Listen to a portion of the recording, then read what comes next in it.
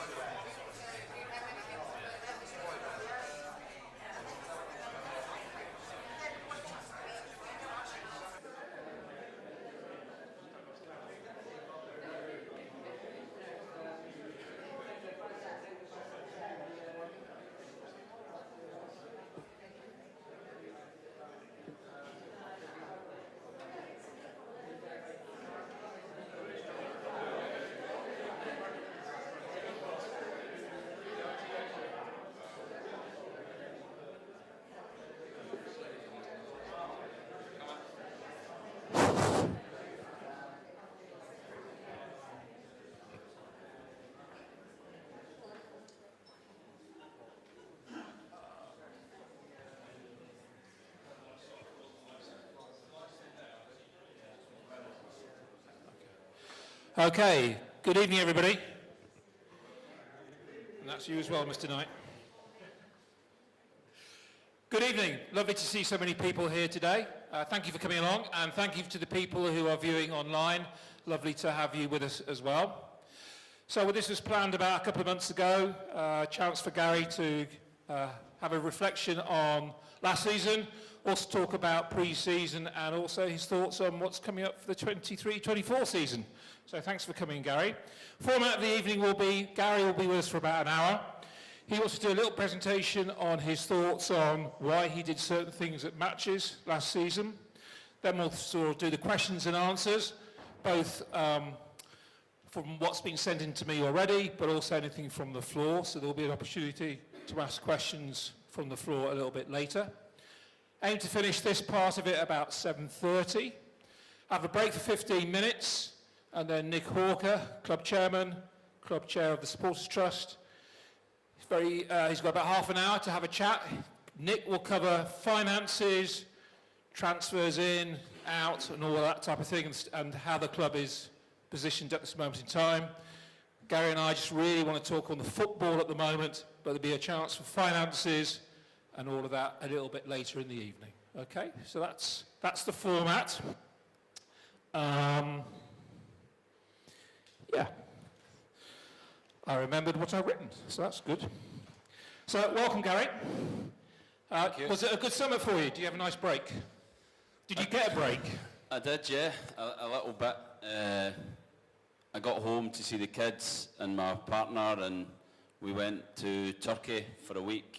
I played a bit of golf, and it was good to try and just relax a little bit, but the phone was non-stop and trying to get deals done. It was pretty quiet, I think, this year because the Premier League season running later, I think, affected everything, and everything was a little bit slow, so there wasn't as much contact with agents and stuff as I thought there might have been, but nonetheless there was still a lot of calls to make and different things to plan for pre-season. So whilst it's the off-season, it's still a lot of hard work and planning that goes in at that time.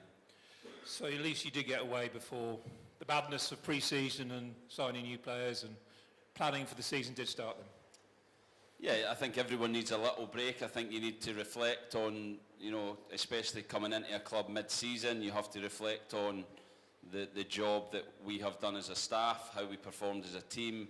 We have to analyse a lot of things, see what was right, what we feel we could improve, and plan that for this season. And it starts at pre-season and how we want to go about things, the culture that we want to build at Cliff Hill Training Ground and here on a match day. And so far that's going well, but still a long way to go to be the team and the club that we want to be. So part of the process is reflection. So you just want to talk us through what you got on your screen and how that will impact on this season. Yeah, so in terms of, I felt like with these Q&As, it's always good that you can get your chance to ask questions, but I felt like it was important that I kind of try and show how we prepare, try and show off how good the staff is at the Cliff Hill Training Ground in terms of analysis, in terms of coaches, and the detail that we go into to try and win football matches. I've picked one, obviously, that went really well, because you don't often get it right. But I've also picked one that we lost in, because I want to try and get across that, yes, it's about winning every single week, but for us it's about the process of how we go about that. So in terms of how we analyse the opposition, how we feel like we can affect their weaknesses, their strengths, how we stop them, how we train that, how we get that message across to the players, then ultimately how we perform it and how we then review that situation. So I've got Barnsley at home and Sheffield Wednesday away, both difficult games for different reasons, and I'll explain why we did what we did in those games.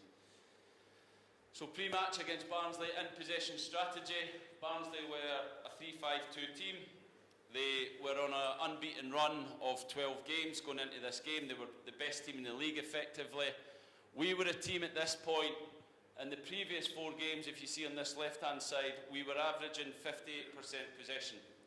So I think now that I've been in the club, I think everyone can tell I want to be a manager that gets the team to control the game with possession. We want to be in charge with and without the ball, but very much in possession team that can control the game. Against Barnsley, they want you to have the ball. Barnsley are a team that want to give you the ball in your own half, and they want to press you and win the ball back really high. So we analysed them in detail. We looked at the whole season, but in particular the last 12 games, and we felt like this was a game where we had to slightly adapt our principles. And I think both of these games are good examples of how we adapt and how we can identify an opponent that has potential threats, that we then look at that and try and change what we do. So if you can see on this side, we went from 58% possession to 44% possession. But that was through choice. That wasn't through what Barnsley did. That was through what we did and how we went about the game. This is a pre-match video that we will show the players. If you can see Barnsley press with two strikers, two number 8s, and you see this midfielder coming out really late, so we felt like we could set up in a back 4 rather than our ordinary back 3, and we felt like Kevin McDonald as a single 6 could cause him a lot of problems. We'd play with two number 8s, who'd be Archie and Harry Kite. We'd play with Josh Key and Jay Stansfield as left and right wingers. And the big decision that game was James Scott. We felt like we needed a target man striker, somebody who could be physical and play with longer balls and get us up the pitch earlier. And we also felt like late in the game, we felt like it was going to be a tight game, but late in the game, Sam Nombe for the last half hour would be devastating with his speed. So you see how we come out really late, but again, they're really front foot, they're really aggressive in how the 9s and the midfielders press, so we felt like we could play in these areas behind the press and try and dominate the game from there. So the decision to play the full-backs was this reason, that it's too far for the midfielders to jump, and from there we could play balls into channel for Josh Key, Jay Stansfield, who are extremely quick and really dangerous in those wide channels. So this would be our normal setup that we had been playing in previous games, but in this situation we dropped Dimitri Mitchell really deep. We would bring Jay Stansfield out to a left wing position, we'd push Josh Key, who's our natural wing back, really high, and these were the areas where we looked to play. So as you can see, Kevin McDonald was a huge part of that, and obviously Harry Kite and Archie Collins playing behind their midfielders when we pressed. We could get some possession there, or more often than not we'd play high and play over their press, hence why we dropped possession so much in that game. Just showing you some clips how we worked in this in training. So you see Kevin McDonald getting on the ball there, and you see the setup, Josh Key and Jay Stansfield really high and wide. Demi Mitchell playing much deeper than he had been playing in the games before. Again, watch Demi, straight away he drops really deep, and it's too far for the midfielder to get him, and from there he can turn and play forward. If we had played a back 3, we felt like their pressure would have really put us under too much pressure to play and control the game. Again, a brilliant pass from Kevin into Archie, in behind their midfield press. So as you can see from this clip, this is how we would play out. You see Dimitri Mitchell way on the far side, so it's like a back 4, one sitting midfielder, Archie and Kitey higher, and a front 3 to try and pin their 5 players. So they're back 5 now, we've got 3 against their 5. We have an overload in midfield, and we should get simple possession to then play off James Scott directly and go over their press. Or down the sides in this case. So Sweens playing down the sides, little combination, and Josh Key, Jay Stansfield's speed in that situation is devastating. Again, Josh Key not thinking about coming to the ball, just thinking about running in behind, and because Barnsley are a front foot team, we're now going to play in the space behind. And this for me is the best clip. So we wanted to play James Scott. Anytime it went to the left or right, James Scott would play on the opposite centre-back. So never on the middle centre-back, always pulling on the opposite centre-back. And if you see here, we would create 3v2 situations on the diagonal pass. So from there, with his strength and his physicality, he could get us up the pitch. And it just so happened that 2 goals came for that, which is great. Just how that goes into the game. So you see the identical setup, and this is where I think the process of how we work, the players always know what the shape is going to be, how we're going to play. But you see, straight away, we didn't look to play in previous games. We would have played out from there. We go straight diagonal, and it gets us a throw-in very high up the pitch. So suddenly all Barnsley's pressure is then running back towards their own goal. I'll speed this up a bit.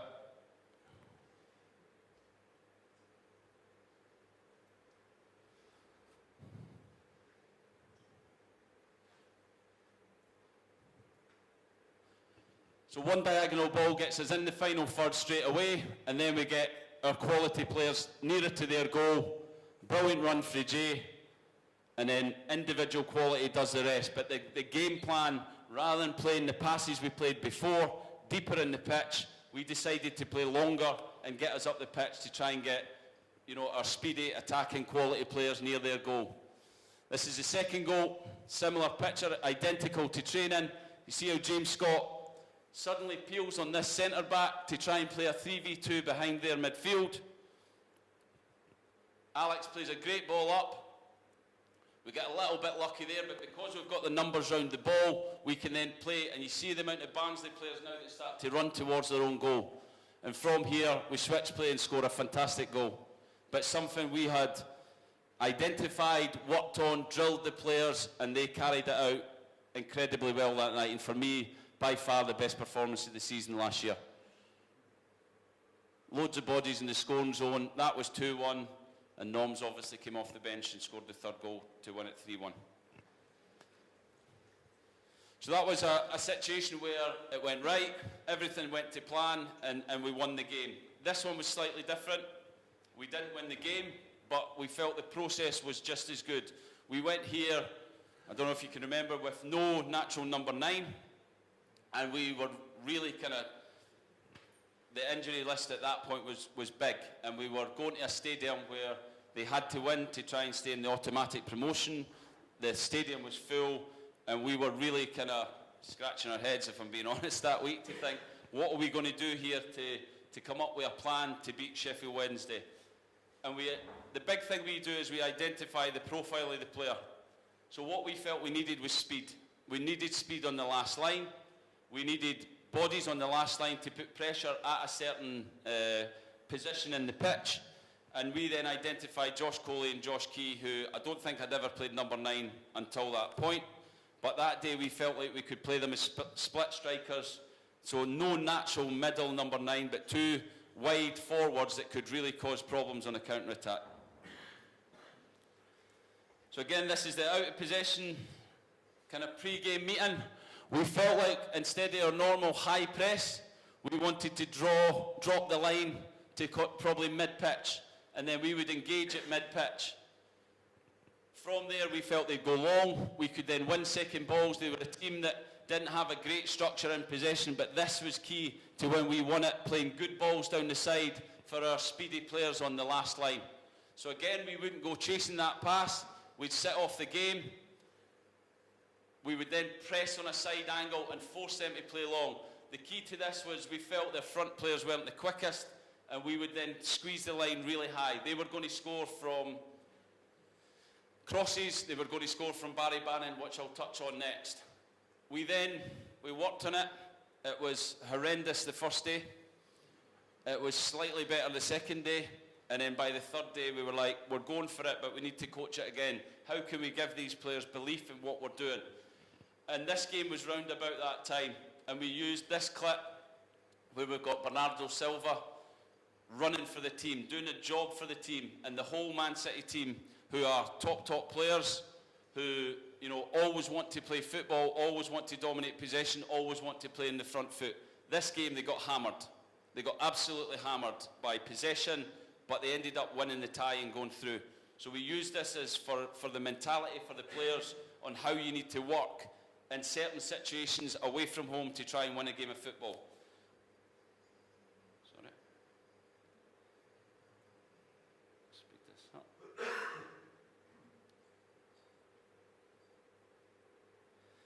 The big thing in this game as well, whoever was at the game or seen it, would be Barry Bannon. So Barry Bannon, for me, is one of the best players in the league, or was, because they're obviously promoted. But he was a big threat for them in terms of assists, in terms of passes forward. So whoever was at the game seen that Harry Kite man-marked Barry Bannon. So we would leave their middle centre back on it when we dropped this line, but if Barry Bannon dropped in, then he would be tightly marked at all times whenever we didn't have the ball, and change the game for them. So again, graphically how it looked. So Barry Bannon always marked by Harry Kite, and the centre forwards applying pressure from inside to out to force long balls where we would have a high line. Just on Barry Bannon, so we use a lot of, obviously, clips, as you've seen. We will get teams watched, but then we'll look at stats as well. And these were the deciding factor in why we decided to mark him. So it wasn't just our eyes, it wasn't just watching games. He was the best assist player in the league. And we felt like if we stopped him passing the ball forward, through passes, first in the league, key passes, fourth in the league, and expected assists, top in the league. If we could stop him making those passes, then we took a large part of how they could score goals away from them. How this looked in training, we had our own little Barry Bannon and Dave Perkins. Sorry, Dave. But he was used in training. He sees in a different colour, but that was to identify, and you see how tight Kitey goes. But what you do notice is that none of the nines go with him. Nobody puts pressure. We wanted these players on the ball, and we wanted to press on the side. When it comes into the middle, we felt like we'd have bodies, and then you see when we win it, we had Josh Coley, we had Josh Key, we had speed on that last line, and then we would go and counter-attack. Again, a similar picture, but the nines are waiting, they're waiting for triggers, and then when it comes into the zone, you see Jake Caprice, he doesn't go, he drops. And we are really compact mid-block. Anything over the top, we felt like our speed at the back was bigger than their speed, and we could cope with that.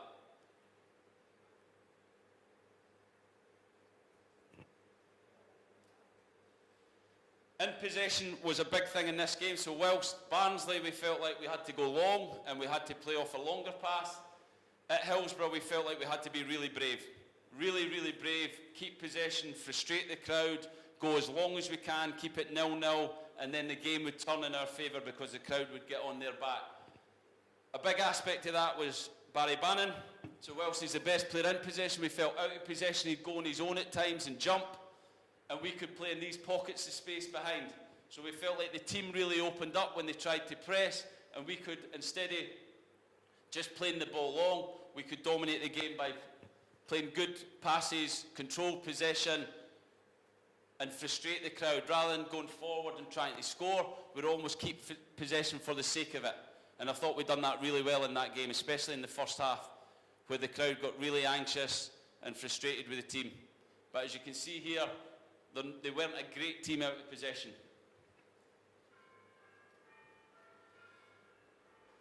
How that looked in training. So again, we had Perks as Barry Bannon, and he was just going to jump, and then Kitey could play off in behind. Archie could pull into spaces to get on the ball and control possession. We then always knew we had speed in wide areas with Jake Caprice, with Josh Coley, with Josh Key, and we could then from there hurt them down the sides. Notice the difference in the setup.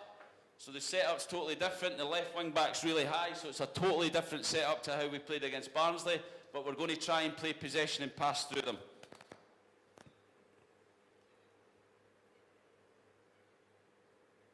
Always passing options. Kegs, this is something we do quite a bit, where midfielders can pull out into positions like a false full-back position, 1 metre behind the press, and almost try and pull their midfield out and create space in central areas.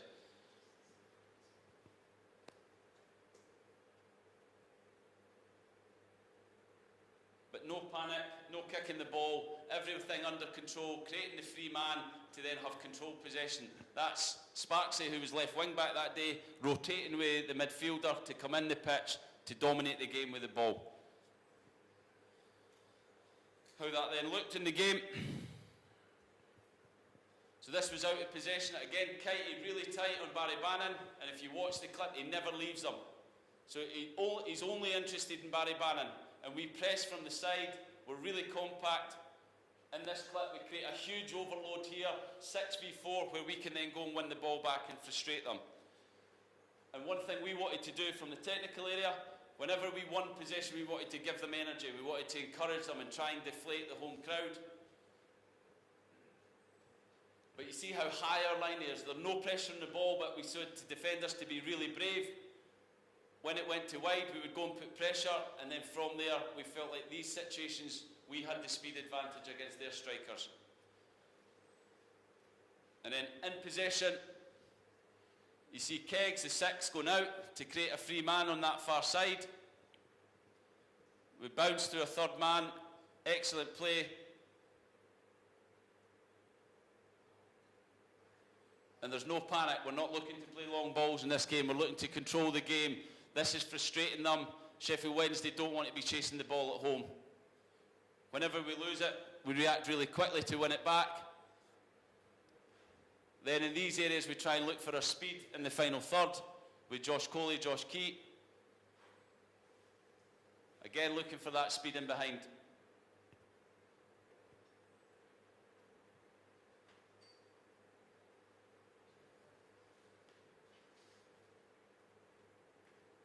Control possession.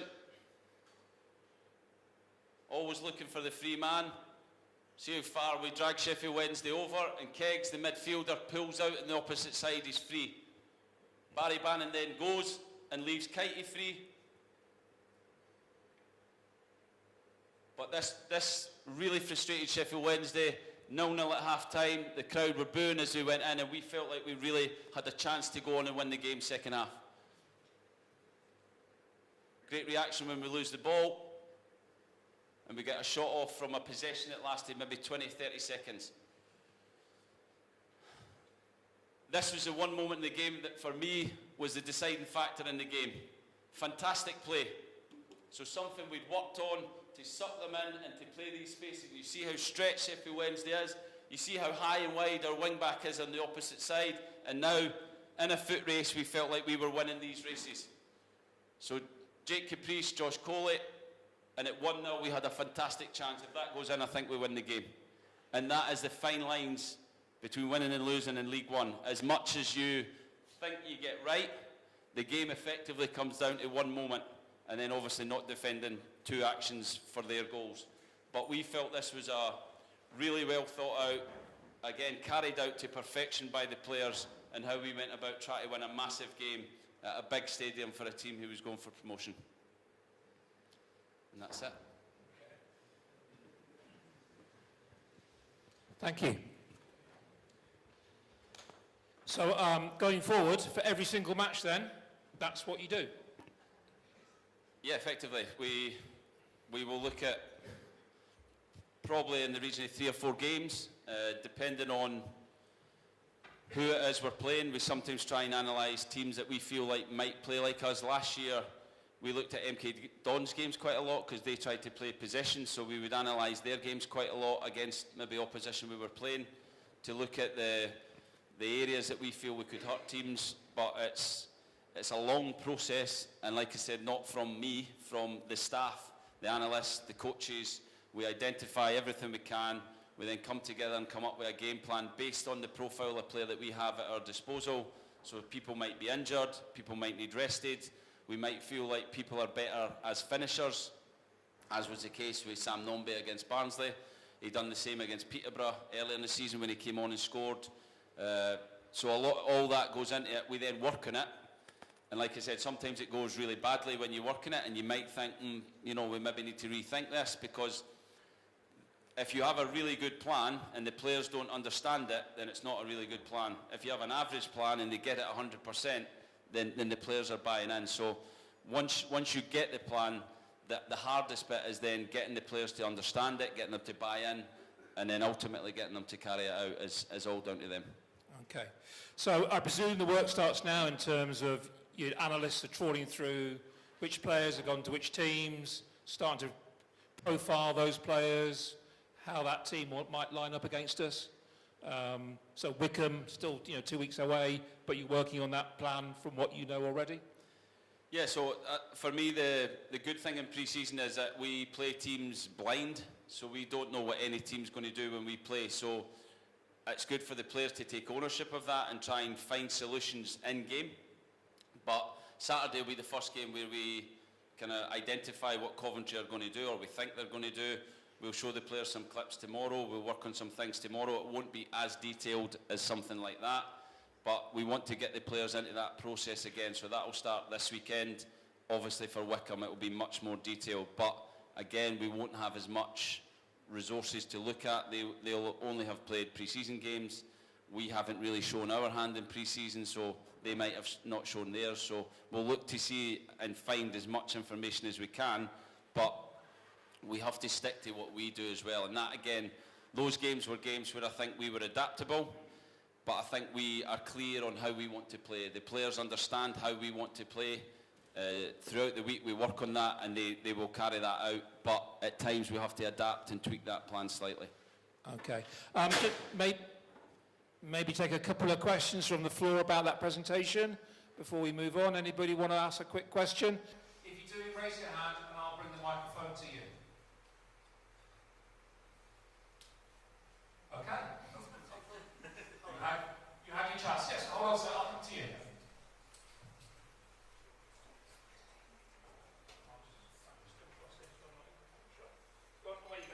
Because most of the team have left now from last season, how are you going to play next time, the next season coming?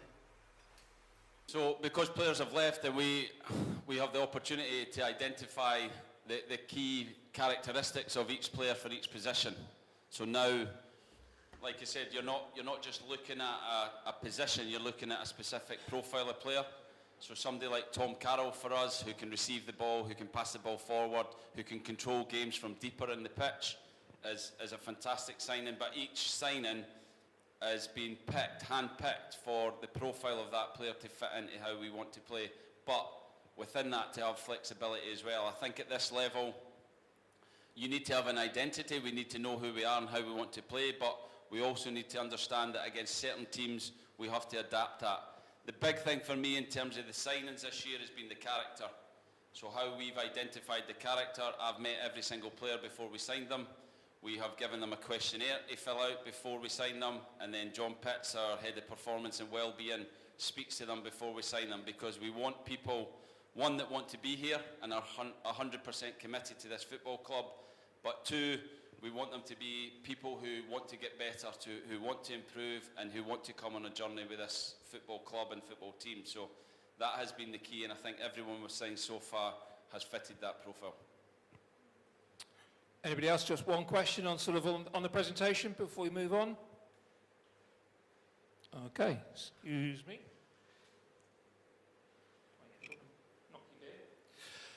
Pre-season then. You had a vision pre-season. You wanted to stress the players. You wanted to fatigue the players. So you could find out their character, what they're like under pressure. Has that vision worked? Are you pleased with how they are performing and responding to what you wanted them to do? Yeah, I think the big thing in pre-season for me is obviously fitness levels, getting people ready for the start of the season. It's about building the team in terms of socially getting them together. It's about putting some tactical understanding into them. And it's also about building their minutes and making them ready for the start of the season. So it's a lot to cover. You might think, well, you've got 6 weeks, but it's a lot to cover in 6 weeks. We have taken them to the gym at 6 o'clock in the morning 5 times and tried to stress them that way. The first time was very uncomfortable. There was some tired bodies, there was some tired minds. The second day it got a little bit better. By the 5th day they were in, they were ready to go, and that was one thing we tried to affect their mentality, to say nobody else in League One is working right now. We're working. We're getting ready for this season. And we felt like it was a really big success. The sessions were hard. On those days they covered 3 sessions, so we'd then go to the training ground. We'd have breakfast, we'd train, we'd have lunch, and we'd train. And some days we were leaving at 5 o'clock. And at the end of some days, again, just to test them, we would finish training. We would let them kind of go to the side and be tired and, talk and get a drink. And just as they felt like the day was over, we'd then bring them back to do press-ups, to do planks. But we'd done it together as a staff. It was killing me as well. I was doing it. Didn't work, to be honest. But it was something that we felt like the players mentally we weren't trying to break them, but we could push them right to the limit. And when they felt like they were tired, they still had more in them.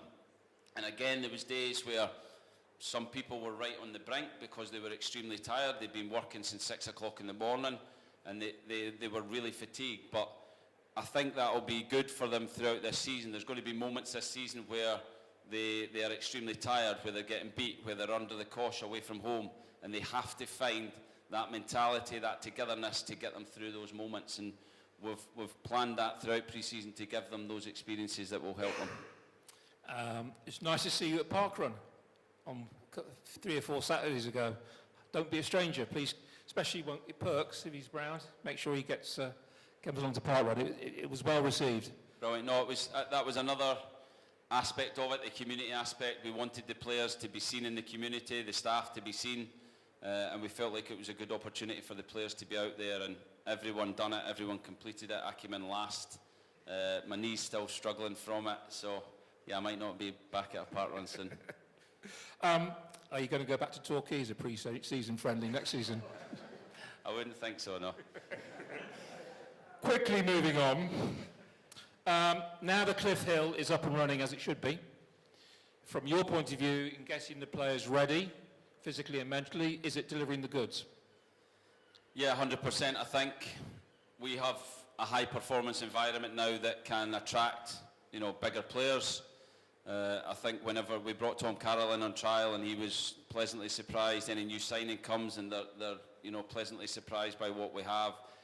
And it's what it allows us to do as a staff. It allows us to deliver a programme that is fit for the level that we're at. We now have a nutritionist comes in. A lot of players have lost some weight. They physically look in a much better condition. We are allowed to work them in the gym. A gym that is fully operational, has everything we need to make the players better.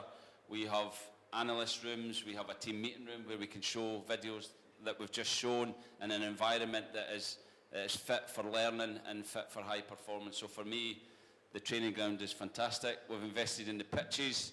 They're a little bit behind because of the severe weather that we had, but they will be fantastic as well over the season. So everything is there for the team to be at their very best every single game.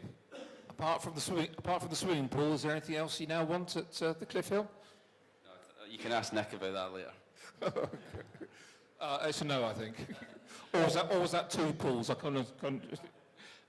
New kit supplier, Adidas. I'm a bit of an Adidas geek. I love the product. Going well received, good to work out in.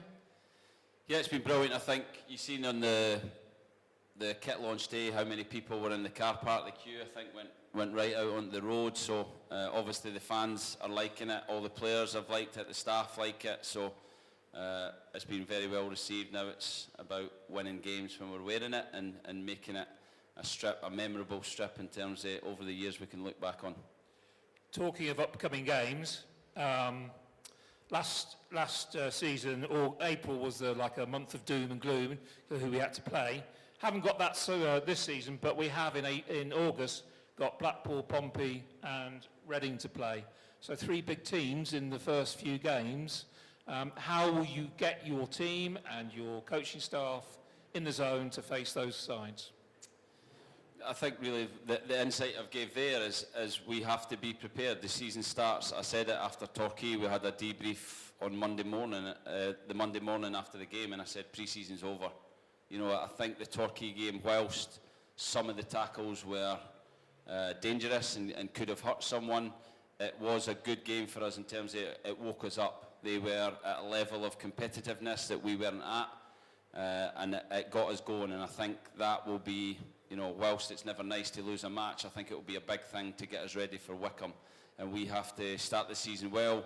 We have to be very adaptable in these games and be ready to give a performance and a tactical element to the team that allows us to go and get a result. And how are you feeling about facing Wigan? Yeah, I'm looking forward to it. It's obviously a special club for me, special club for Perks. He's won League One twice with them. One of my good mates in football, Sean Maloney, is the manager. Graham Barrow, who was here briefly and was my assistant when I was at Wigan as the assistant there. So a lot of friendly faces, but if I know Sean and I know Graham and they know me, then for 90 minutes that will be friendly enemies, shall we say, and that technical area could get a bit spicy. But I'm sure you'll go for a beer afterwards and have a chat. Yeah, I'm sure we will. You know, like I said, I've known Sean for a long time, Graham for a long time.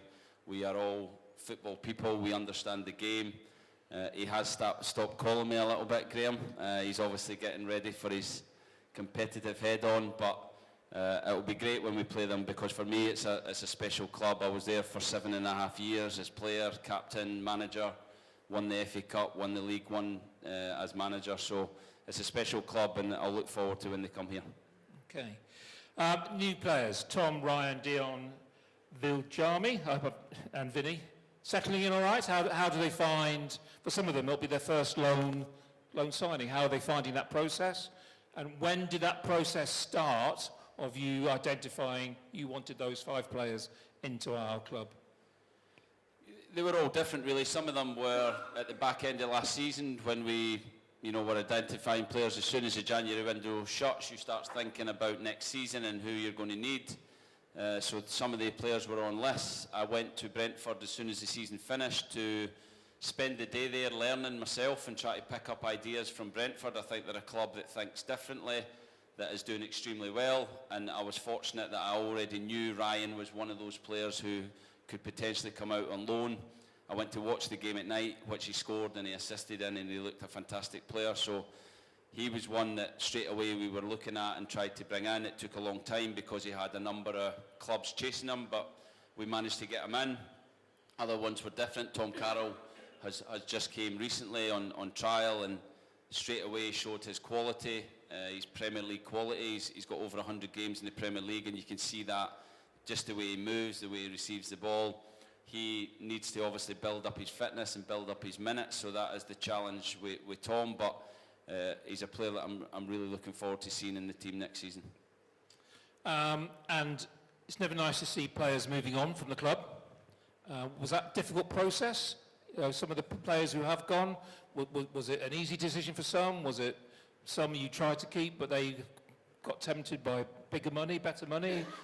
What was that like for you as a manager? Yeah, again, it's not an easy process. I think signing players is a hard process because you have to get so many parties agreeing to one thing. So you have the selling club, the buying club, you have the agent, you have the player, and everything has to come together. And sometimes that's really difficult. Sometimes it just comes fairly easy. In terms of people leaving, we obviously offered Josh and Archie really big contracts, as big as we could offer as a football club. They chose to turn that down and go elsewhere. I think whenever an academy player leaves, there's a tinge of sadness, but there also should be a real kind of happy feeling for the football club that we have developed more players that are now going out into the Football League and kind of spreading their wings, and hopefully they go on and do really well. There's other players like Jake Caprice, who was under contract, and very early after the season had finished, he phoned me while I was on holiday actually, and I spoke to him then. He was keen on leaving, keen on pursuing another club. He was offered more money, he was offered an extra year, and it was closer to his family. So I understand when that happens with players. For me, I have to do the job for the football club, get the best deal we can, or make sure we have the right players in that are coming in to obviously replace these players. But for me, I said it before, the players that come here have to be 100% committed. They have to buy into everything that this football club stands for, and I feel like we've got a group that are doing that at the moment. So when you see, because the social media for Exeter went a bit meltdown today over a certain striker, so when you see that going on from fans, how do you react? How do you manage that? How do you can't control it, but what do you think? What's going on on your head? What would you like to see happen? I don't see it. I hear about it. Yeah, and you just roll your eyes and get on with it. Yeah. I was told just before training that apparently that was happening, and I had training to plan. I had to obviously speak to the players, but there is absolutely no truth whatsoever in it, and that is the football kind of industry. That's what happens at this time of year. There'll be somebody will say something, and because of social media, it spreads like wildfire, and then you have a situation where the fans think that a certain player's leaving, and that is not the case. That's good news. Some questions from people who've written in or posted it on social media even. Al Baker wrote in to say, what does it take to be a successful League One team? And do you have various coaches for the various positions and defence, forward, set play? Do you have sort of special coaches to coach those particular sections of the team, or is it just done via what you say? I think to be a successful League One team, you need to be physically very strong, whether that be, running, whether that be defending the box, whether that be, how you attack, the speed that you have on the attacking front. So you need to have a variety of physical elements because of the range in the league. We will play teams that play a possession-based game. We will play teams that are pretty direct in Route 1. So again, going back to the videos, that's where we have to be adaptable. We have to be ready for a physical challenge, but tactically we have to be adaptable. When we are signing players, we have to try and get a variety of players in our squad that we can play slightly different ways with players. I love players who are can play a number of positions, because that gives me the opportunity to change how we want to play the game. So for me, League One, I've won it before with Wigan. When we won it with Wigan, I look back over it when I was in lockdown, and in the last 20 games, we never played the same formation.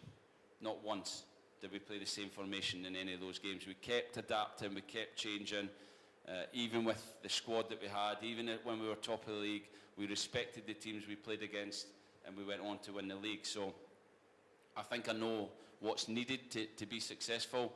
It's the work you have to get into the players, and the information, and give the players that belief that they can go and carry it out every Saturday. That's the hard part. So planning, and more planning. Yeah, and giving them confidence in each other, and that's where, at the moment, we are still building relationships within the team. New players are coming in and try to get these concepts that some players might know automatically. These new players have to understand that, and the players need to kind of bounce off each other and play with each other in terms of that. I've seen like Demi and Jack Aitchison are starting to get an understanding, but it's taken 2 and 3 games for that to come. And as more players come in, then we have to introduce that to the players as well. So we're constantly adapting, evolving, and trying to grow as a team. Talking of new players, it's just between you and me, because this lot have fallen asleep. The people on YouTube have gone somewhere else. I presume the work carries on, looking for new players. Yeah, I said it in January, and it's the same now. The window for us will shut when the window shuts. We will continue to look for players right throughout the transfer window, and if an opportunity comes and we can do it financially as a club to make the team better, then we will do that. So we are still looking. I'm certain that more players will come in the building, hopefully before the start of the season, but even after that, and the squad will continue to grow and get better. Okay. We did have one question from Stephen Dart, talking about players coming in. Do you ever get sort of the reason why somebody won't come to Exeter City? Are they honest and say, it's too far, I might fall off the end of the earth when I turn left at the M5, you're not paying enough? Do you get a sense of why people won't come to us once you've talked to them? I don't think you get a specific answer. I think you have an idea why they don't come, and we've had lots of players who we've been in for and we didn't quite get, but we've had lots of players that other clubs have been trying to get and they didn't get, we got them. So it's just part of the transfer window. I think you have to be prepared to put the work in, put the time in. I've met a lot of players and none of it has come to fruition, but others have, and you have to keep doing it and try and get the right player for the team, but the biggest thing for me, the right character for the football club. And so far, I think we've done that really well, and we'll continue to try and do that. Okay, thank you. Neil French writes in, playing from the back, why do we do this, and what are the benefits of doing this? It's always a question for supporters, that one, eh? You've got only 60 seconds because we want to go home soon.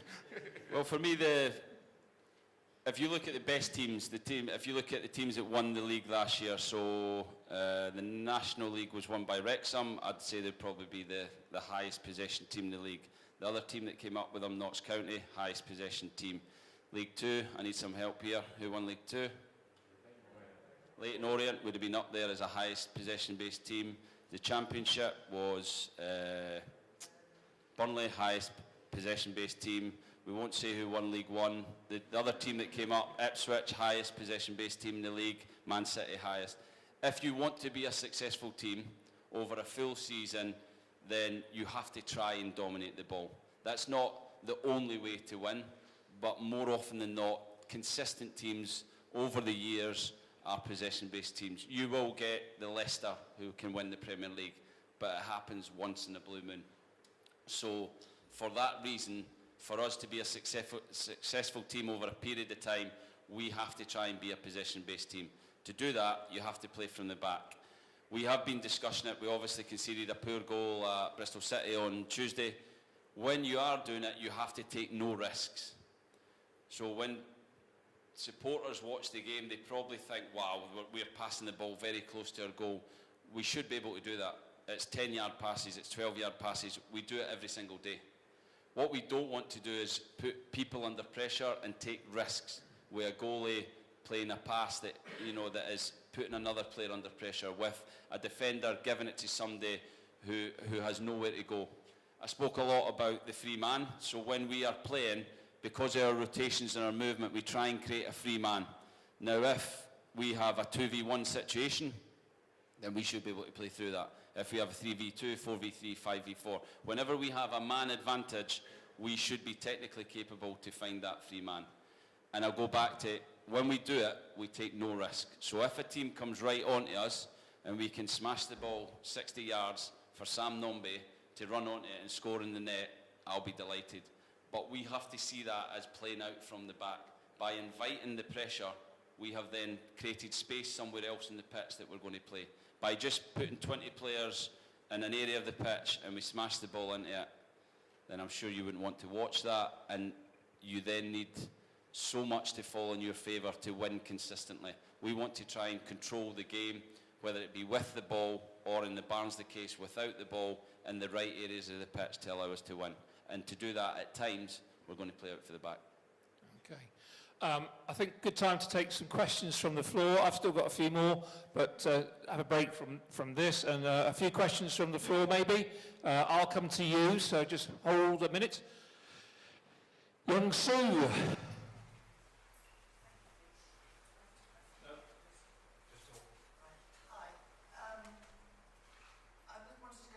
About, when you started training after the break, you were working them, the word was out, you were working them pretty hard, 6 o'clock in the morning. Is there 6 o'clock in the morning? Anyway, 5 o'clock, somebody said, right, okay.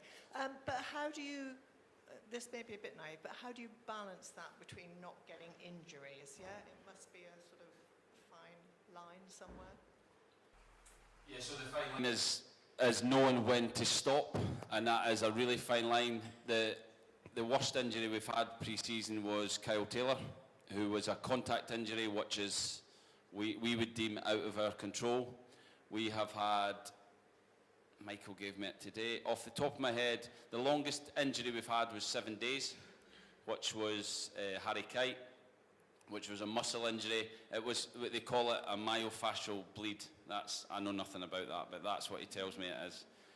It's not a muscle injury, but it's like the outside of the muscle. It's almost like a fatigue injury where you've pushed too far. We have had about 6 of those injuries, ranging from 2 days to 7 days, which for me suggests that we have got that balance right, where we've pushed the players enough to get them to a physical level that is better than they were before. Yeah, so Michael McBride, the physio, he analysed 12 years of this while he's been a physio at other clubs, and this has been the lowest amount of injuries he's had and the least amount of days missed. So I think, and again, this isn't just using your eyes. We have StatSport. You'll see the players that have the packs on their back. So we get the information every single day. We have, kind of, not guess, but the work that we're doing, we are saying we think it will be round about this number for total distance, for sprint, for accels, decels, for high-speed running. And then we analyse that after training. We then look at the next day whether we can adjust that, whether we need to bring it down or push it up. But we're constantly trying to push the players. So I don't know if you've seen like pre-season games, they would play 45 minutes and then run straight after the game. And then after running, they'd do weights. So we're trying to take them out of their comfort zone of, and a lot of the players have said it's the hardest pre-season they've done. I think it's a bit easier than Gordon Strachan's that I used to do back in the day, but that's kind of by the by. But we have tried to push them to their very limit. But the biggest thing, or the biggest worry for me, is injuries. And whenever there was a moment where 3 players had muscle injuries, but they were back in 2 or 3 days. It was when James Scott missed the Mousel game. Nombe had something as well. There was a few wee niggles that I started to get a little bit worried, and we were thinking about decreasing the volume, but the players came back in 2 or 3 days, and we cracked on with it. So it's a constant battle of pushing them hard enough, but making sure you don't break them. Hi, Gary. With the recent reports of the sale of Ethan Ampadu, will any of that money be made, with Exeter City getting a percentage, will any of that money be made available in this transfer window?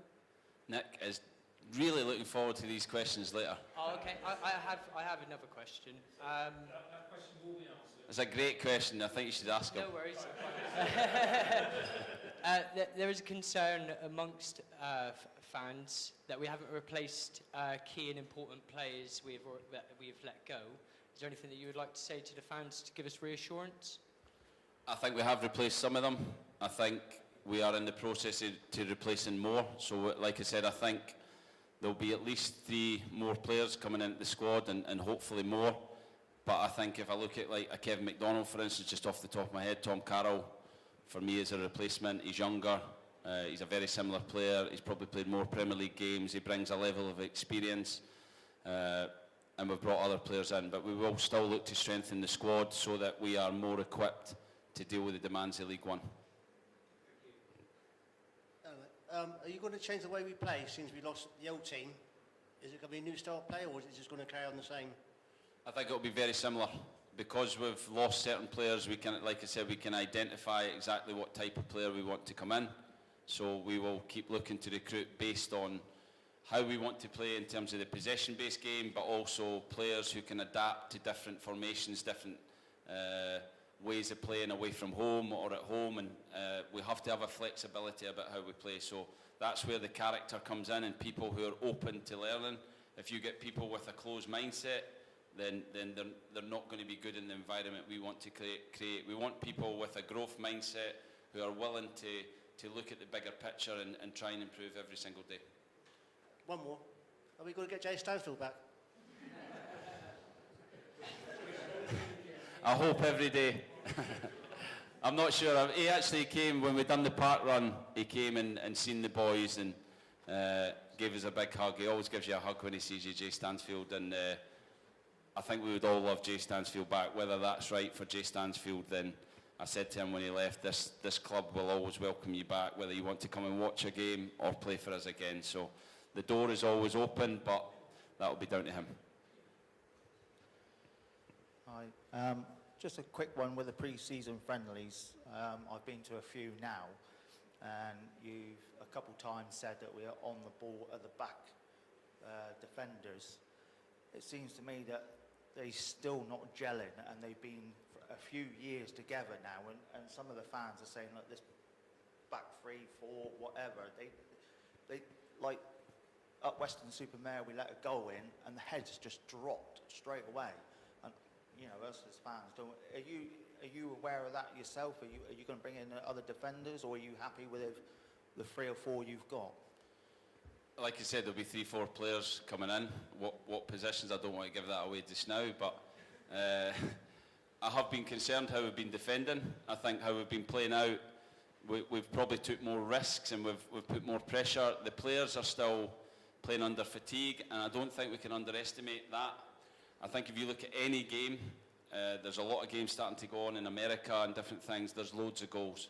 there's loads of goals for a reason, because teams are fatigued, teams are trying different things, and they're not as on it as they will be when it gets closer to the season. So whilst I'm never happy at losing goals, I think there's reasons for that. We have spoken to the defenders about how we're defending and how much we need to improve. So it's not something that I'm going to sit here and say, yeah, we're really happy with that. We know we have to get better at that. We know we're going to bring in more players. But I do think we have to give the players, cut them some slack, in a sense that they're playing under real fatigue. So it wasn't only, the Torquay game was the first game where we didn't do a double session before the game. And even the session we did before Torquay, we will never do before a normal League One game. So they're working at levels that are much higher. Normally before a League One game, they'll maybe cover 3 or 4K with no sprinting, no high-speed running. At the moment, they're covering 6 or 7K with sprinting, with high-speed running. So they're going into the game, and they're not really ready to play a game. So we have to cut them some slack there, and they're getting to know the new players and still finding their feet in that. So That's probably the things that we don't see what happens. yeah, we need it to be better, and the players know that, and we're working every day to try and make it better. Okay, anybody else got a question for Gary? Oh, one or two? Hold on.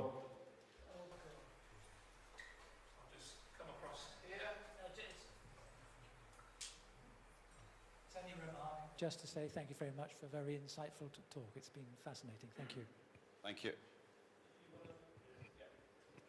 I was just going to ask if there's any news on any new strength and conditioning coach at all, or what's happening in that regard. We put an advert out, I think it was last week, but at the moment we've got Tom's came in as an intern, and he's been fantastic, and we have Sam Alfieri, who is he's a kind of end stage rehab. He's been brilliant in stepping up, and Michael McBride. So the medical department that's already there.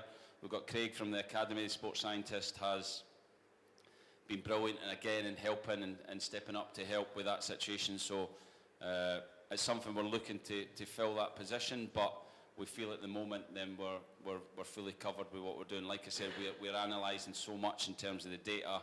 We haven't had any injuries, so if we had, I'd have felt that was a real problem that we had to speed up, but at the moment we feel quite comfortable, and we'll go through the interview process when that happens.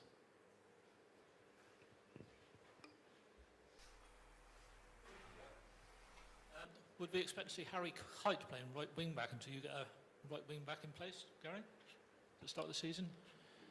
Potentially. I think the good thing for me about Harry Kite is he's someone that you could play him anywhere. I believe he has played at right centre back before for the club, but he's a player that gives everything. He's a player that physically can cope, and I actually think at times he had better games from right wing back for us. And the way we want to rotate sometimes, that he doesn't always have to be stuck on the wing. And again, just to kind of give you a bit of insight, when we play Harry Kite as a right wing back compared to how we play Dimitri Mitchell as a right wing back is two different things. We would never put Harry Kite on the last line to get 1v1, to get crosses in, because it doesn't suit how he plays. We'd play him deeper, we'd play him inside the pitch, we'd maybe then get a number 10 to move wide. So again, looking at the profile of the player and how he plays that position, so there's two players, maybe Demi on one side, Harry on the other, playing it in a totally different way. But I think it's a position he can play, but he's naturally probably better in a number 6.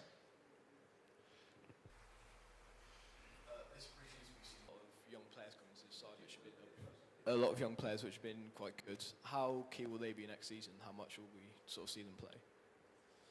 Yeah, hopefully a lot. I think for me it was a big part of why I came to this football club, the academy. I love playing younger players, I love developing younger players, and last season the run-in that we had, whilst it was disappointing the results, the big positive was getting Pedro Borges on the pitch, getting Sonny Cox on the pitch. They've been great in pre-season, as have the PDP squad that has kind of came up. There's been 5 or 6 players that have came up. They need to keep working and progressing to try and earn the right to get in the team on a more regular basis. But Sonny and Pedro are hopefully 2 players that can kind of push and get into the team. But as I said, at the back end of last season, I wouldn't play them if I didn't think they were good enough. They have to earn the right to get in the team. And so far they're doing well, but hopefully the competition is great and they have to really push to get in the squad. Thank you. Anybody else? Before I go back to some of the questions that have been sent in. Okay. You mentioned Carl Taylor. How's his rehab going on? Yeah, Kel Taylor was doing amazing. To get to the physical level that he was at and the performance he was showing in training was brilliant. We were planning, I can't remember what game it was now, we were planning to play him for 10 minutes in a game, and the day before in the afternoon session we were playing a 10v8 attack, and as the ball came to him it caught him on the foot. I think he was a little bit fatigued and he just rolled his ankle and went over on it, and it was just a kind of innocuous incident that happens probably so many times on the training pitch, and I'm not sure if it's because he'd been out for so long, but he just didn't manage to kind of ride the ball hitting him, and he went over on his ankle and was out for a number of weeks. He has trained fully today. We are hoping to give him probably 10-15 minutes on Saturday at the end of the game, and it would be fantastic for everyone to see him back out in I was going to say red and white, but it's a different coloured shirt on Saturday, isn't it? But see him back at SGP. Is that being let out as well? It'll be great to see him at SGP, and he's somebody that hopefully can have a big contribution this season. Well, he's almost like a new signing, isn't he? Yeah, for me, he feels like that. When I came in the building, he was obviously in the gym. He had a lot of setbacks throughout his recovery, and just to get him where he is physically is testament to all the medical team and to Kyle himself. He has worked extremely hard on his own. I know from experience it's never easy to have long-term injuries, and to get at the level he's at, it will be amazing to see him on Saturday. And like I said, it does feel like a new signing that, you know, he has a big part to play in this team this season. Ed has written in, did we try and sign and go for George Friend, an ex-City player? Yes. But okay, but he decided to go somewhere else. Yeah, no, I had really good chats with George. He's a fantastic person, as I'm sure all of you know. He'd have been a great player for us, but he chose to go elsewhere. So I don't know if that puts him down in Exeter's books where he's gone. But no, he phoned me when he had made that decision, and I wish him all the best. Like I said, sometimes you put effort in and it comes off. Sometimes it doesn't. In that case, it didn't.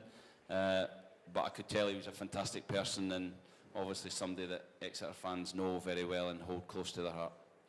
Talking to experienced players, I presume you are looking at getting some more experienced League One, maybe Championship players in to help mentor, coach the youngsters that we've got in the squad now? Yeah, we've hopefully got another loan coming very soon, and then we'll still have one loan slot. So I think at this level the loans are very important.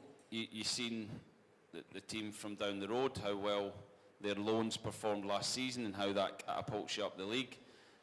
So I think we have to be really astute and get really good loans, but I agree with you, we have to get experienced players to help these players, because whilst they have talent, whilst they have a physicality that I think is probably above the level, they don't have the experience and know-how to win football matches. So we need to complement the younger players with some older players. But I think this club has always had young teams, energetic teams, and I think this team is shaping up to be a really exciting football team.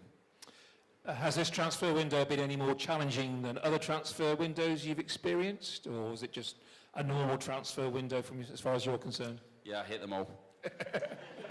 They're all the same. Do you want to sugarcoat it, or do you want to sort of tell us how it really is? No, it is the one bit of my job that I enjoy my job so much, but it's the one part of my job that is challenging, because, like I said, you're dealing with so many different things and you're not in control of it. I like to try and be in control, and when I'm working with the players and when we're preparing for a game, I feel like I'm in a little bit of control, but in this situation it's really hard. Ben from FC Wisconsin, who's mid-air at the moment, so we can't ask this question personally. Of course, you always, as a manager, you always want more budget to spend on players, but with what we've got, do you think we're competitive to be mid-table and actually finish better than last season? Yeah, look, I think last season we had a bottom four budget, but we will never use that as an excuse. We finished 14th, we had a great season. This year it will probably be similar. And you know, when I interviewed for this job, I knew what the budgets were. I knew the way the club worked. I was fully committed to that project, and I'm still fully committed to that. And we have to get the best out of every single signing we make. Every single staff member has to get the best out of the players on a daily basis, and do the best we can to achieve as high a finish as possible in the league. I've said, not to the players yet, but I've said it many times last year, and I'll use it this year. You have the opportunity at this level to be the greatest team in Exeter City's history. They've only ever finished 8th, and that is you know, you only have so many moments to try and achieve that at any football club. So for the players, for me, for the staff, every single day is an opportunity to learn, to get better, to improve, and to, like I said, try and be the best team ever.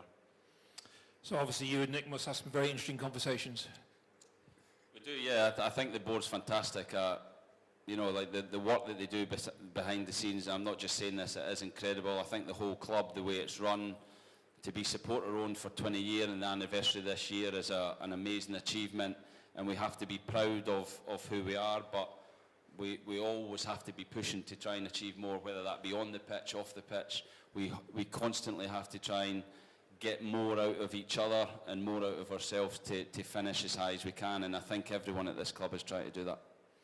Okay, last one come from somebody on XWeb. It's a bit long-winded, so I have to paraphrase it a little bit. But if we started, God forbid, with say 3 or 4 defeats in a row, not that wishing that of course, and therefore in the bottom part of the table, will the belief and confidence drain away? And if so, how will you address that situation? What a truly depressing question. I'm sorry, but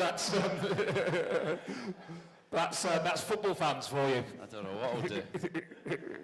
Look, I think when you've been in football as long as I have, then you develop a resilience that, you know, I've lost many games of football. You somehow come back. It's never easy, but whatever start we get, whether it be good, bad, or indifferent, then we will carry on as normal.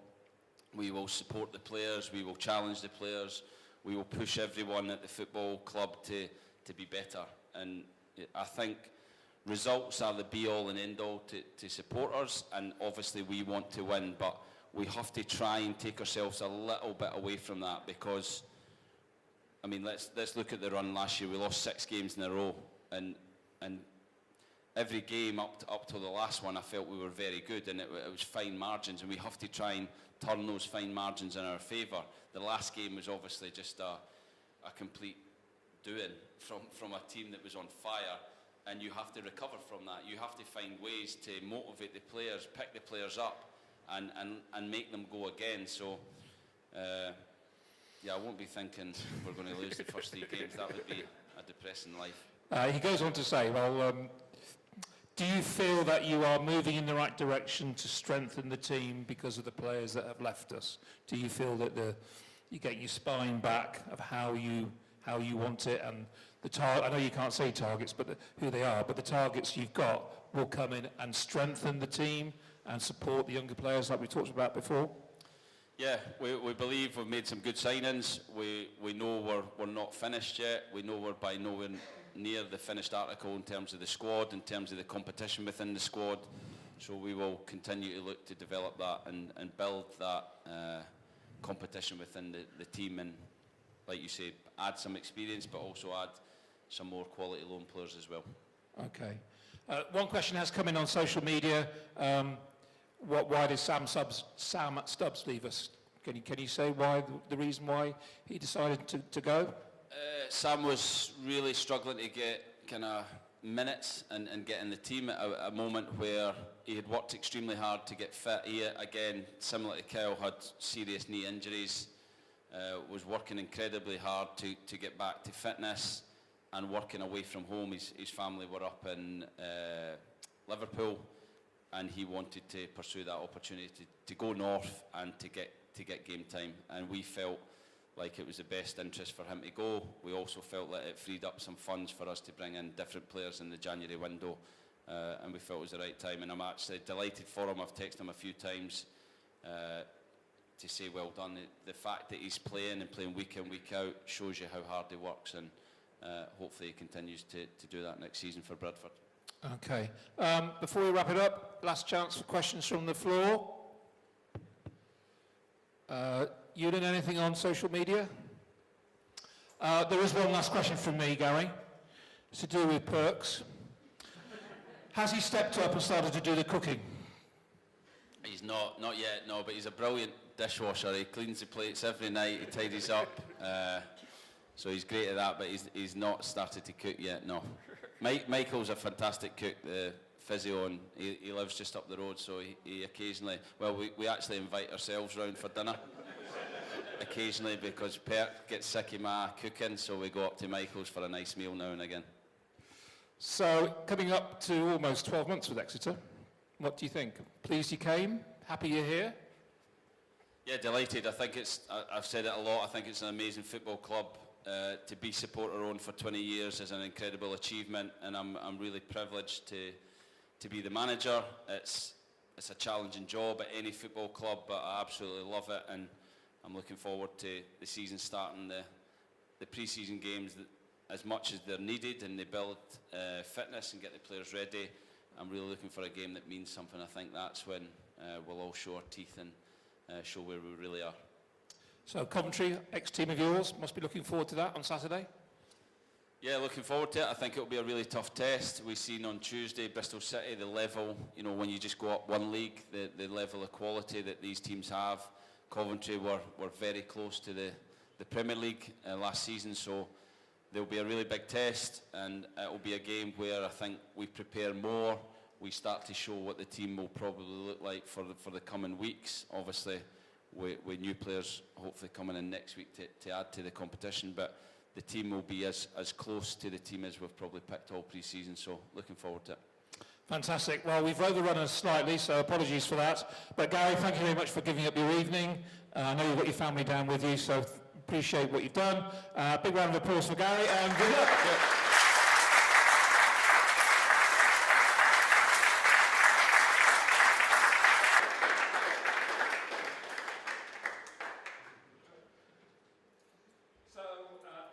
Little break, toilet break, drink break, and then Nick Hawker's got, I believe, a 110-slide PowerPoint presentation. No. Nick will then just do a little update on club finances and bits and bobs like that. So if we come back about 5 to 8 for a few minutes, is that okay? Lovely, thank you.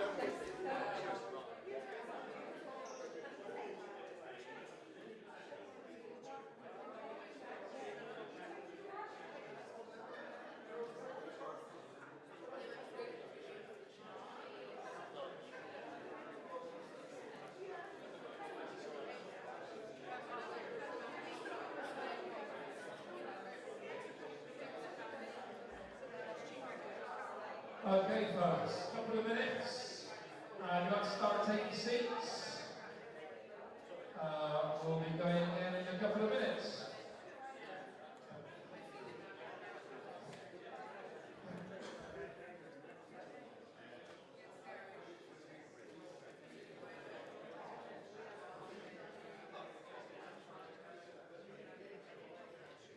Seth, are you good to go?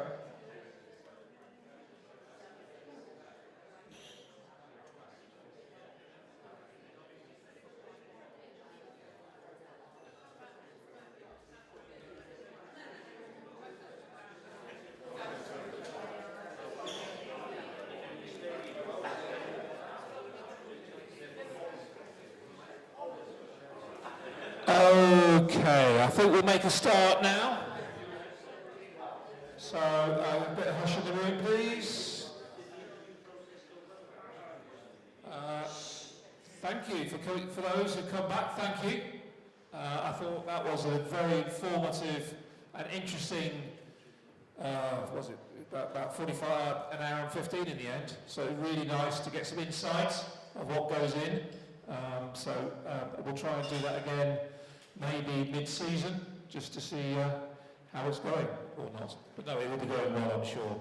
So we've got Nick Hawker with us, Club Chair, Supporters Trust Chair, who just wants to go through a few things, give an update on transfers, transfer money, how the club's doing, a bit of update on some of the stadium improvements planned. I'm going to just quickly ask Harry a little bit as well about new kit, how that's going. That's all right, isn't it, Harry? Yeah, okay. So, everybody wants to know, Nick. Good evening, by the way.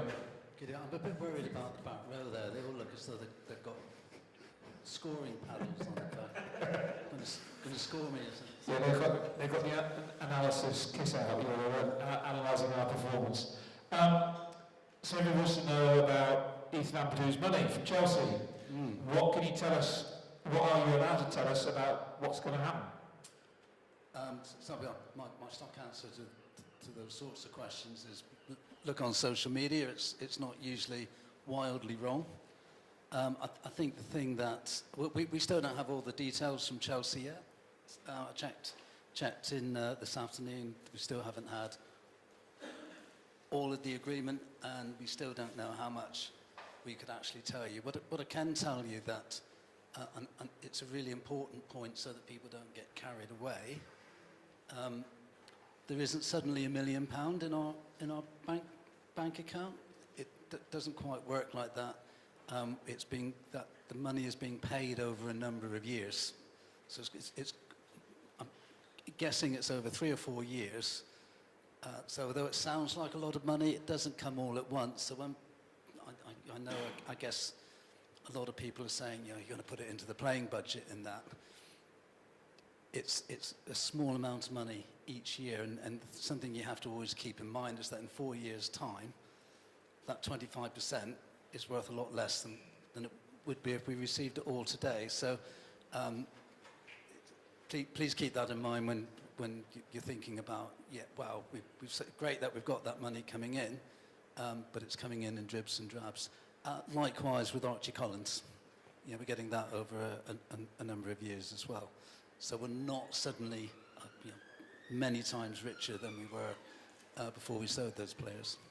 So is that standard practice then for a transfer in, that there are stage payments? Increasingly, yeah.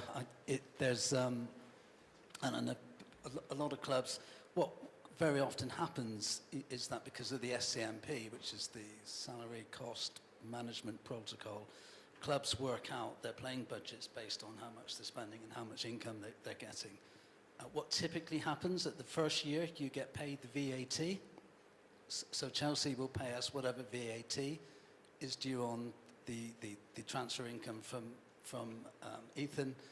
We'll get a down payment as well, but then in subsequent years we'll get equal payments of the total, for, as I said, for 3 or 4 years. So we get to pay the back man, which is really important. But sadly, we'd love to get it all at once, but we don't. Talking of transfers, lots been busy, lot of transfers out, 5 transfers in, or loans. how does the club manage all of that? There's a lot of paperwork there, isn't there? There's a lot of discussions, a lot of thought. How is that managed as behind in the back office? What's the thought process? Do we say yes to all the offers? Do we reject offers? How is that sort of thought through? It depends on the offer, of course. So we've got two great people. We've got Andy Gillard, who does all the registrations, and we've got Marcus Flitcroft, who does all the negotiation with the other clubs. Sometimes, I remember Steve and I, in January, Steve Chudley and I had to stay up until midnight because we were expecting some activity in the transfer. The 31st of January, stay up until midnight, and I think I called Steve at something like 5 to midnight saying that nothing's happening. So sometimes a negotiation takes days, sometimes it just happens just like that. So there isn't a fixed routine. We've just got to be ready for it when it does happen. And all this happening must affect the playing budget and what we can afford, what we can't afford? Yeah, we've got a really tight rein on that. Again, Marcus Flitcroft owns the playing budget, so he knows exactly what it is. When we talk about playing budget, it includes a whole host of things. So it will include agents' fees. It will include accommodation for the player. Most players who come down want accommodation, so that gets paid out of the playing budget as well. So it's not. Don't think it's just the players' wages. There's an awful lot in there besides. It's essentially the cost of bringing a player to Exeter City and putting them on the pitch and keeping them here for a season. You're always looking ways to improve that playing budget? Yeah, of course. It's one of the major challenges that we've got within St James Park is that we're pretty much hitting maximum attendance now, and so increasing our revenues is increasingly challenging because if we had another tier on the grandstand, you could start looking at having more revenue. So it's really challenging. We're trying to do things around. Sounds awful, but trying to sell more beer, trying to sell more pasty, trying to make the supporter experience a lot more positive, so that when you come in, you spend more of your money. Unless you want to give it to us, of course, and we're quite happy with that as well. But we hope two things this year. We hope to improve the way that we handle the kiosks, try and cut the queues down, try and make it easier for you to buy stuff. And we've also just taken on a young lady who will run the conferencing and events for us. So we're hoping that this building, this room gets used an awful lot more during the week than it has done previously. I know Justin Quick always is walking around looking to how we can get some extra seats or where we can stand extra people. Any thoughts on whether we'll be able to progress that at all?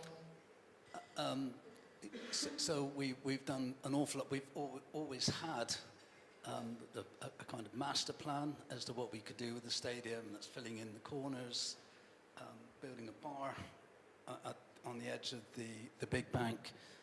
To give you a clue, filling in one of the corners will cost 1.5 million.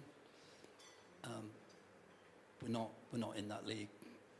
Even with several Ethans, we're not there. So we've got lots of ideas around how we can improve things, but you always have that battle of somebody's bound to ask, what are we going to do with the Ethan money, even over 4 years? Well, we could put it on the playing budget. We could try and improve the ground, to improve the attendances, to try and improve the supporter experience. So that's what we wrestle with every day and did last year and will this year. And we still have to run a business as well, don't we? Things need repairing, fixing, and... Yeah, there's a couple leaks in this building, actually. There's one over in the far corner and this one over this side a bit. So we've got rain coming in, which we'll have to fix. And last year, I think we replaced all of the rivets on the big bank roof, because if you remember, we had a game postponed because the wind was quite high, and we realised that maybe we ought to secure the roof. There's always things like that. Now, this grandstand outside here now is 20 years old, so it's bound to need a lot of work, and that's just ongoing. A bit like painting the Forth Bridge. Yeah, absolutely. Maybe, Carrie, could we just ask you to step down, because it leads in about income generation, how the new kit is going and how that's been received, and if you can, what the sales are like and what the plans are for going forward with the kit. Sorry. Apologies, they've kind of thrown this on me at last minute. But yeah, I mean, the new kit's been really well received. I think we've just topped 1,400 sales since it went live at the beginning of the month, which is brilliant. And obviously we've got the third kit being launched on Saturday, so that's really exciting. There's a bit of a buzz about that. It's been the best performing retail month ever in the history, I think, as far back as we can go, which is really, really positive. And we're kind of now at the point where Nick, the retail manager, is actually able to kind of have his vision and start to bring his vision of what that retail shop is going to be. So he's doing a lot of work behind the scenes, kind of looking at different products and, you know, looking at different events and things like that, and just trying to get a bit more in there for everybody, which I know has been a frustration, kind of last season in particular. But you know, with all the new Adidas kit coming in, it's proving to be really successful. So we're really chuffed. And you're getting some tots wear and baby wears in as well, huh? We are, yeah. We've had a lot of demand for under fours. Adidas only do from 4 years up. But ProDirect, who we're partnered with, have successfully found a supplier that can actually do tots and baby kits. So we're looking at those, funnily enough, tomorrow. Once we've got that all approved, then hopefully they'll go to production run and we'll have those in shortly. So yeah, it's really optimistic. And in terms of sponsors for the ground and match day, corporate stuff, going well? Really well, really well. So obviously we've got Nevada that have just come up. That should be launched shortly. We've got loads of new people involved. Everybody who's stuck with us through the years, they've all renewed as well, which is fantastic. So yeah, it's going well. We just got to try and scrape a bit more out there somewhere. Thank you very much indeed for the update. Much appreciated. No problem. Thank you. And hopefully you'll still talk to me after this. Talking of financial state then, Nick. Overall financial state of the club, we're okay at the moment? Yeah, we're very good. We've been working on, because of all the comings and goings of players, we've spent a lot of time this week, and we will next week, working on cash flows to look at. So I think I've said before, it's common knowledge, we like to keep a cash reserve that covers 3 months' wages for everybody, so that's players and staff, so that we know we can always pay people.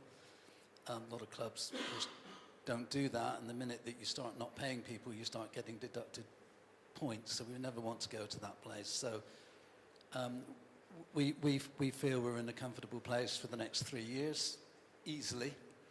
And so we plan 3 years, and aspirationally we look at 5. So always keep the club in a safe place. Sustainability is, maybe it's boring, but it's really important because we still want to be here in 10 years' time.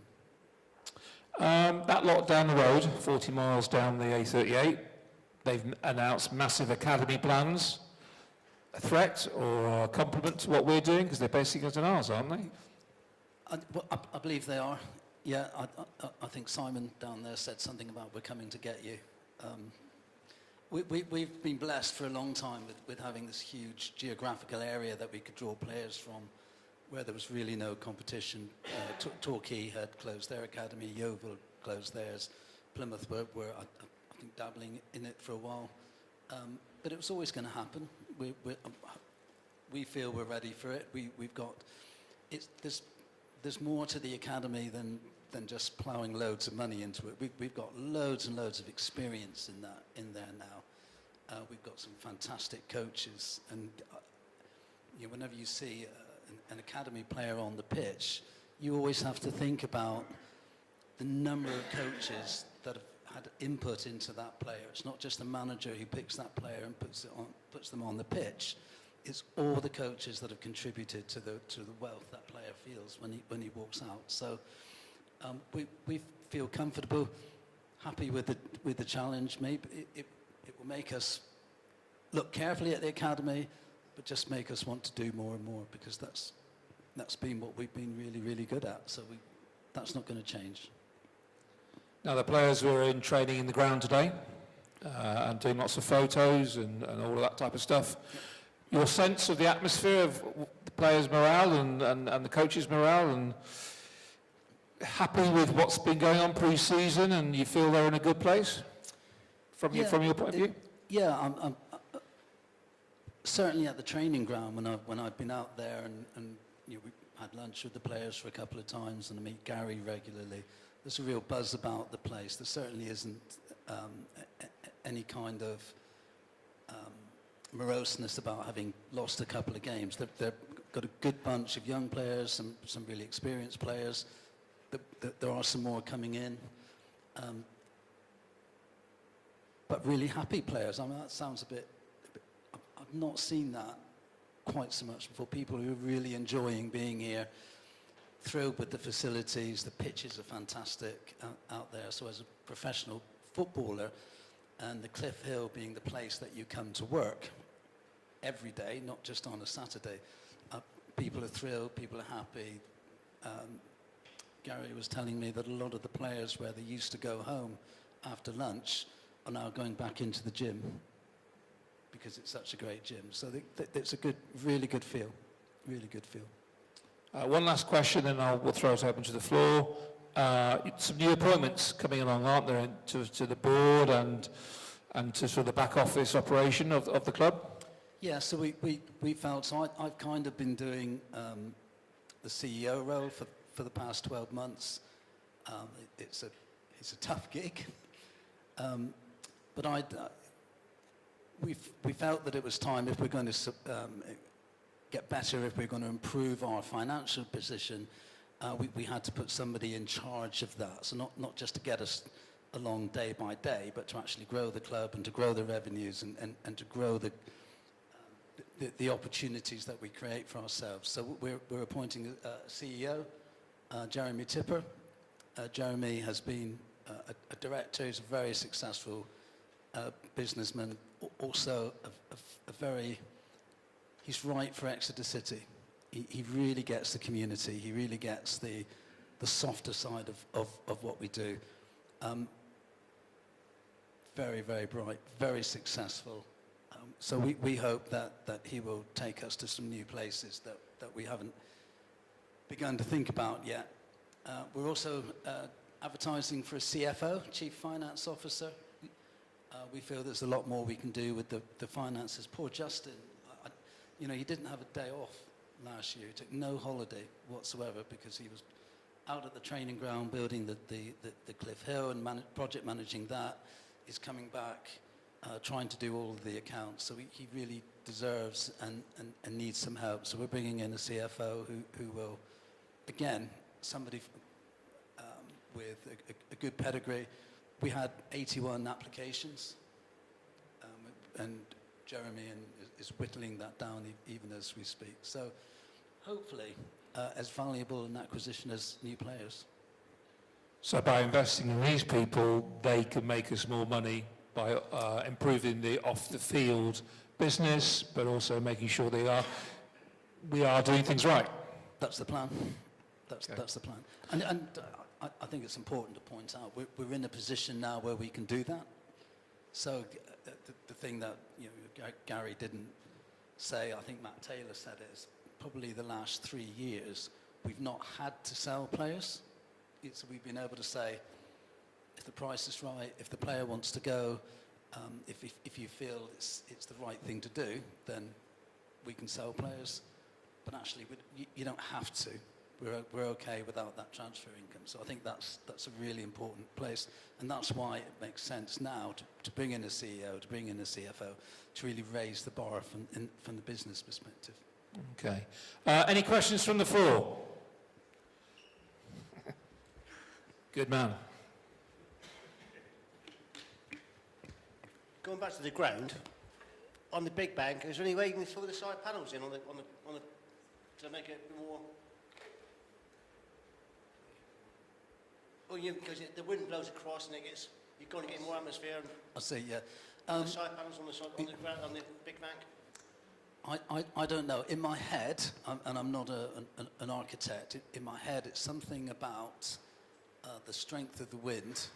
And if you close it in, it gives some more pressure points for the wind, so it can make the big bank lean backwards and forwards. Don't quote me on that, but I think there has to be a place for the wind to go, essentially. Yeah, yeah. On the railway track and all that on the side where it's short on the grandstand, any plans or anything like that they build on do anything along that side? We've got plans, certainly. There are plans for all sides of the ground. We've got a ground plan. Justin's got it on his desk. I've got it on my desk. Essentially, each corner costs about 1.5 million. So it's give or take. Some corners are cheaper than others, but it's where you want to put your money, really.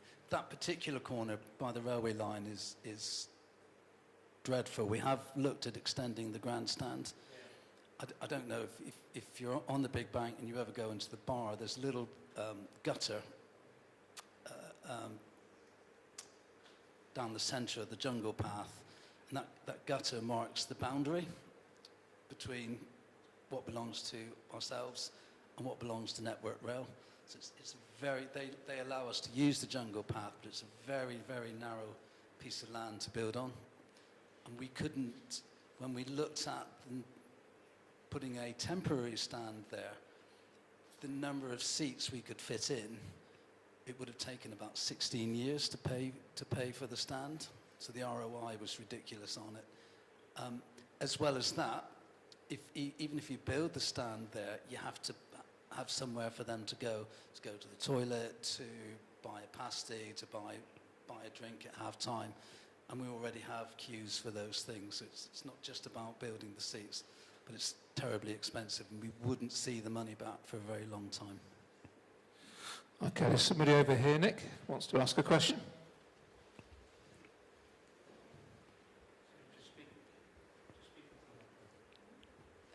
Nick, I was just going to say that in what you've just been talking about, the new appointees that you're getting here, how will that affect or perhaps allow you to enhance your role? Because obviously you've been heavily involved with everything, haven't you, up till now? Will it change what you do on a daily basis, or? I really hope so. Yes, my plan. So the first thing I've got to say is that I'm completely at the mercy of the trust board. If they and the members, if they want me to carry on as a director or as chairman of the club, I'd be delighted to do that. I don't want. I'm 66 this year. I don't want to carry on as a CEO, because I think it needs somebody younger, somebody with more stamina, frankly. So it's been a tough year. I've been thrilled and honoured to be able to do it. I'd love to stay on as chair, but that's purely down to the members and the trust board. Okay, anybody else got a final question at all? Last chance. Nick, anything you'd like to say in winding the session up? I think I got off lightly compared to.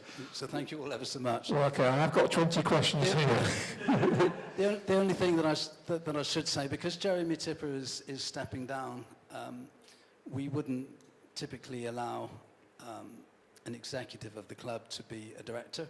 So Jeremy will be stepping down as a director of the club, and he won't have a vote in the at club board, although he will attend board meetings as any CEO would. But I'm delighted to let you know that Ewan Beer has been appointed as a director of the club from the trust board. So the parity now, which I know is very dear to everybody, we have Andrew Rothwell, Jonathan Hart, and Clive Borden, who are the non-execs and independent directors, and we have Ewan, Steve Chudley, and Clive Harrison as the trust-appointed directors. So we maintain parity. Absolutely thrilled for Ewan. He's completely bonkers for wanting it, frankly, but be great to have him on board. And another trustee, another supporter coming through helping to run the club. And that's the thing that's really, really special about this club. Unlike other clubs where an owner leaves, and I'm talking to some of the Portsmouth guys who saying the owner's maybe a bit fed up now. He's 85, his family aren't that interested. What's going to happen next? What happens at Exeter City is that somebody who loves the club as much as I do, and we all do, takes over. That's what's special. So thank you all ever so much for making it special.